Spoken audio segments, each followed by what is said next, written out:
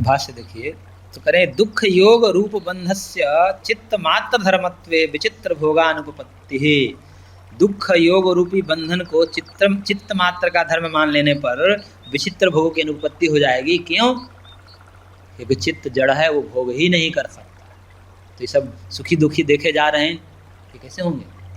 इसका मतलब उस सुख दुख का योग चेतन में ले जाना पड़ेगा ना, इसलिए उसका योग चेतन के साथ होगा ही।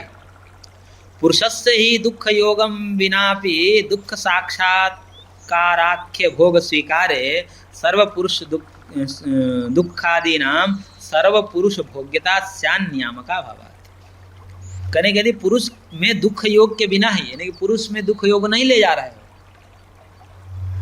और चित्त तक ही सीमित कर रहे हो, तो उसके बिना भी दुख साक्षात्कार नामक भोग स्वीकार करने किए जाने पर, यानी कि चित्त में ही भोग मान लो, चित्त में ही भोग मान लो, यानी कि सुख दुख की अनुभूति भी किसको हो रही है? चित्त की को हो रही है। तब करें कि सर्व पुरुष दुखादि नाम सर्व पुरुष भोग्यता स्यान् नियामका भवात्। फिर तो सब पुरुष के दुखादियों का सब पुरुष में भोग्यता की आपत्ति आ जाएगी। क्यों? क्योंकि कोई नियामक ही नहीं है, कोई यहाँ पर तो एक एक पुरुष नियामक है ना। हम अलग अलग पुरुष हैं, अलग अलग पुरुष होने से हमने अलग अलग कर्म किया है अपने अपने चित्त से, क्योंकि चित्त में और चेतन में स्वस्वामी भाव संबंध होता है, आगे कहेंगे भाषा। चूंकि अब चेतन कर्म तो होता है अंतःकरण से, लेकिन अंतःकरण के कर्म का प्रभाव पड़ता है पुरुष में। क्यों? क्यों? तो अलग है, क्योंकि अलग होते हुए भी ममत्व कर लिया, मेरा है, स्वस्वामी संबंध, यानी कि मैं स्वामी हूँ, ये मेरा अपना है, स्व, ये चित्त मेरा है। ऐसा जब आत्मा का हुआ ना, तो अब उसका प्रभाव पड़ता है।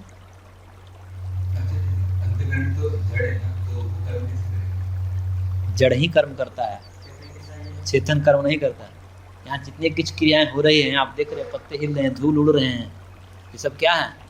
ये शरीर हिल रहा है, हाथ हिले, सब जड़ ही है। क्यों? उसमें भी कर्म होगा? कर्म नहीं होता, उसको लुढ़का दीजिए ढलान से, देखिए लुढ़कते हुए कर्म होता है कि नहीं होता इसमें। वहाँ जलाते हैं तो उसके भी हाथ पैर हिलते हैं। अब चूंकि वो वाला कर्म जो आप कर रहे हैं, मैं कर्म सामान्य को कह रहा हूँ, कर्म सामान्य तो होता ही है, तो जलना भी एक क्रिया ही है, शरीर जल रहा है, तो क्रिया तो जड़ में ही होती है। हाँ, क्रिया का प्रेरक आत्मा होता है, चेतन होता है। इस कारण से प्रेरक होने के नाते मूलतः वो जिम्मेदार है, इसलिए सब उसके मत्थे मढ़ दिया जाता है।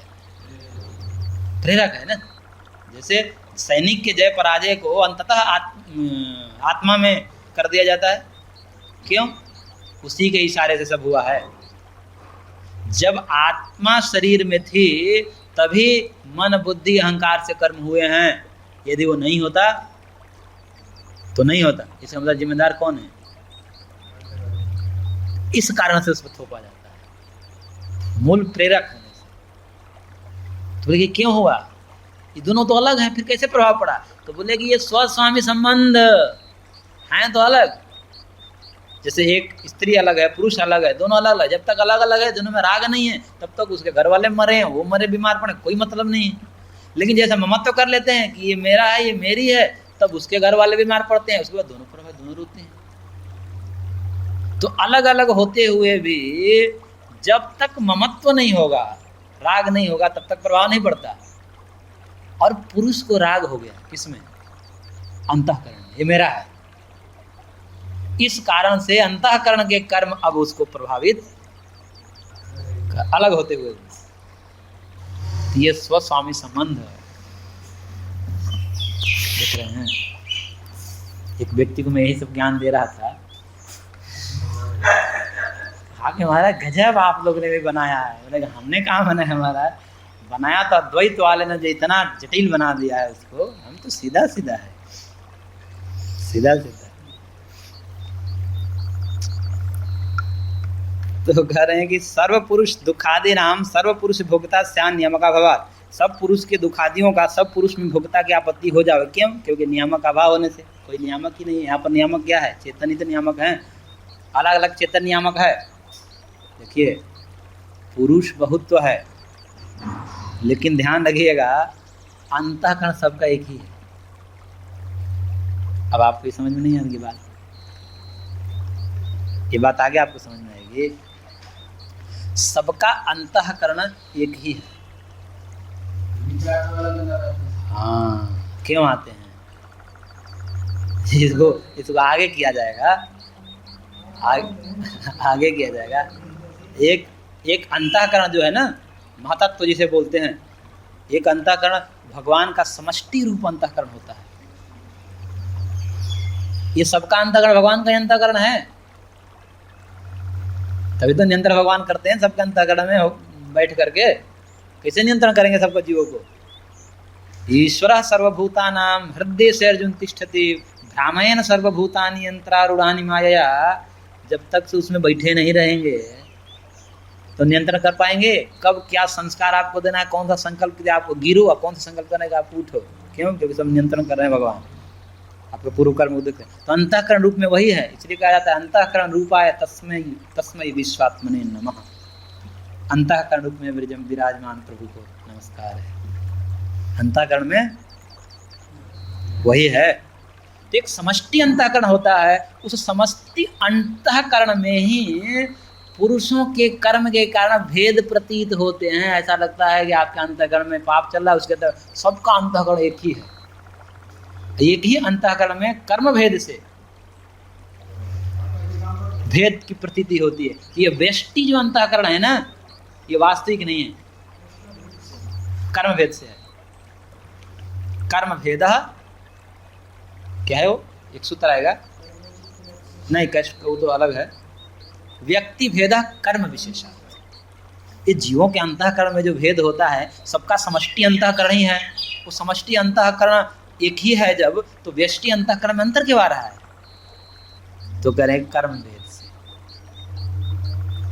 तो इसलिए बहुत गुड़ विषय है कि सबका अंतःकरण जब एक ही है, तो एक ही अंतःकरण में नियामक का भाव दूसरा कोई है ही नहीं, दूसरा कोई नियामक नहीं है। यहाँ पर तो चेतन भिन्न है, नाना है, बहुत तो है। तो इसलिए चेतन अलग अलग होने से उन अलग अलग चेतनों में अलग अलग कहीं सुख हो रहा है, कहीं दुख हो रहा है।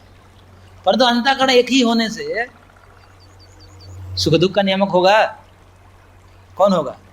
कोई नहीं, दूसरा तो है ही नहीं।